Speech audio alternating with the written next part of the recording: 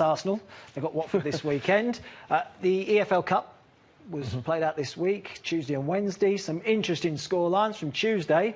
Man United losing on penalties to Derby. Bournemouth came through a very scary one against Blackburn. Man City very comfortable. Phil Foden getting his first goal for City, and I think it was Carl Robinson, the Oxford manager, likened him to Iniesta. He said he was that good. Palace were comfortable at West Brom. Leicester winning through on penalties against Wolves. And then last night, just to confirm the rest of them, Arsenal beat Brentford. We've already talked about Hazard scoring that unbelievable winner against Liverpool. Spurs came through on penalties against Watford. And look at West Ham, 8-0 against Macclesfield, scoring plenty of goals. Don't think we can carry on, though, without talking about Man United. That defeat against Derby, a really crushing blow. These were the stats as well against Derby. Less of the ball, less shots on target, same amount of corners, less passes, accuracy was down, and this is against Derby. They're just drawn against Derby and drawn against Wolves in the last two home games. I don't think I've ever seen stats like that against Manchester United side, against a lower league. No one's really fearing going to Old Trafford at the moment. No, they've lost that aura. They've lost that ability to be half a goal up in the tunnel, which when you go to Old Trafford, you're kind of going, we need to score or we don't get anything. Now, all of a sudden, teams are going there, and certainly this will emphasise that. Teams are going there going, actually, they're not got a chance here. You know what? Old Trafford's not a bad place to go. And then you're in big trouble when that starts to happen. Sir Alex Ferguson used to swap promoted sides aside, didn't he? It was a given. You looked at it, United versus a promoted team, 3 points. Yeah, and he demanded from his players, whatever team he put out, he demanded the same amount of effort and the same amount of commitment to the badge by every single person, and that's the key. If you drop off, Derby are a good side. They've got a good young manager who's learning his trade, and they went there with a belief that they could get something. And in order to quell that, you have to be kissing your own badge and going, no, this is Man United I'm playing for. This is what it means to us, whoever you are. And they didn't do that. Sir Alex Ferguson also, I suppose, looking back, there was a couple of conflicts that we saw in public. There was the Beckham one, the Abstam he fell out with, I think, and Roy Keane as well. There's been a number of these fallen out with.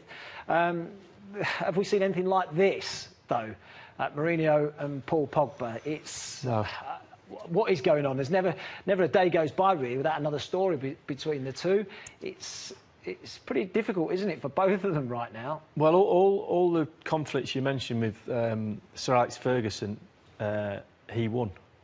He won every one. So who wins this one? Because he was backed by the club and he was the king of Old Trafford. It doesn't matter who the player were. And there's some big players, Roy Keane, David Beckham, as you mentioned, Jaap Stam, some big players.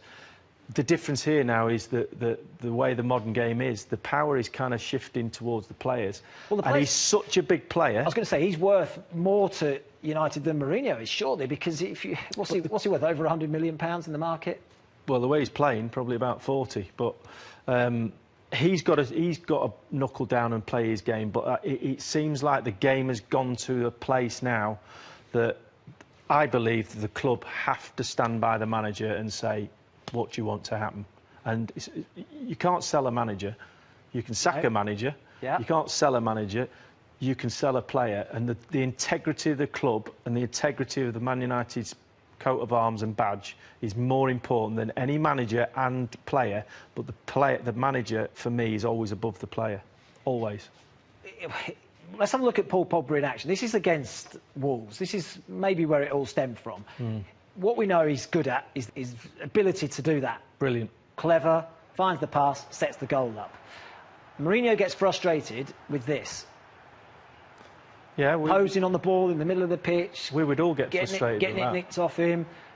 The opposition going up the other end of the pitch, scoring an equaliser. Well, that's why I always believe that the power should be with the player's always got his job to do on the pitch. If you're not doing that job regularly and to the top of your ability, he'll be honest, and I hope he's honest to himself and saying, I haven't done it as well as I can this season, then you're open to criticism, and he's going to get criticism, and he's from his manager as well. Quite rightly so. Does he play this weekend when they travel to West Ham? I think that's the biggest question that Jose Mourinho needs to answer this week. And, well, that question and who wins the battle between the two as well. Or do they just make up and become friends again? You see, that's not going to happen. That's done, is it? I don't think with what we've seen over the last few days, I don't think you kiss and make up like that. I think there's going to be always friction. I think the clever thing for Mourinho to do is to pick him and play him and say, no, regardless of our personal relationship, I think you're the best to play in that position today. So, and he needs to win football matches. He'll play? I think he will play. Whether he plays is another thing. That's up to Paul Pogba. Yeah. But if you're picked for personal pride, hang on, if you're picked for Manchester United and you get to put that shirt on, boy, if you don't play, you're in the spotlight because there's millions of people watching that, and everybody's waiting for him now to see what he does next, and everyone's waiting to see what team Mourinho picks. So it's a standoff that will rumble on, I think. What we do know is he won't ever be captain again at Man United, apparently. He's told the players that, he's told Paul Pogba that. But it's interesting, isn't it? And it's interesting to see who wins that battle between Pogba and Mourinho. Right, your turn. Let's get the Twitter questions up. Let's get our first one. And it comes from Erico Bassi. Says, will Kante-Pogba swap be a good deal for both teams? Do you know what? That's a great question. That is a great question because actually they both fit the opposite system, don't they? Well, yes. So the answer... That's the answer. That's a great... Whoever sent that in is the best question of the day. They actually go great together as well, because we saw it for France. They won the World Cup doing it, but I think both Chelsea and United... Well... United would probably take it, wouldn't they? Right, next one. Nathan Gomez. If Liverpool lose to Chelsea, what effect would that have when they play against Man City? Will it have any effect? Defeat always has. You always get a reaction. Yeah, you get a reaction one way or the other. Sometimes you get a bit down, and you can, But I think Klopp's got this team so fired up and so believing in their own ability. I think if they do have a loss, it won't damage them that much. But then to go against and play one of the best teams in Europe, it's going to be a big test for them. But so it will. It can drive you on as well. A couple of tasty games coming up. Chelsea and Man City for Liverpool. Right, let's get the next one. We're done. We've run out of time. Thanks to Lee for joining me. Thanks to you for watching. All eyes this weekend on Stamford Bridge. Liverpool taking their 100% record to Maurizio Sarri's Chelsea. But they're in good form, and so too is Hazard. Who's going to come out on top? We'll find out this weekend.